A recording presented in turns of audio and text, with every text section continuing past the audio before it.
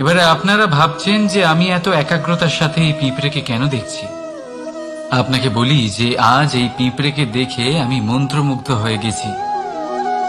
ওর রূপ বা ওর আকার দেখে নয়, এই পিঁপড়ের প্রচেষ্টা দেখে।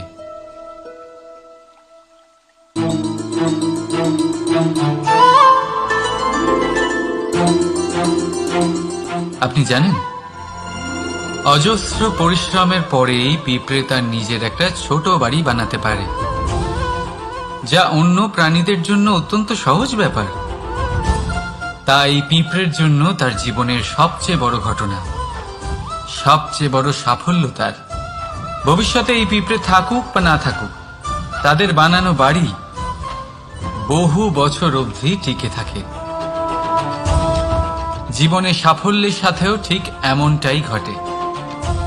আপনি একদিনে সাফল্য লাভ করতে পারবেন না, কিন্তু যদি আপনি প্রতিদিন চেষ্টা করতে থাকেন, তবে একদিন আপনি অবশ্যই সাফল্য লাভ করবেন। মনে রাখবেন, ভাগ্যের দ্বার তাদের জন্য উন্মুক্ত হয় না যারা হার মেনে নেয়। ভাগ্য তার দ্বার তাদের জন্যই খোলে যারা বসে না থেকে প্রয়াস করে সেই দরজার কড়া নাড়াতে। তাই প্রয়াস করতে থাকুন।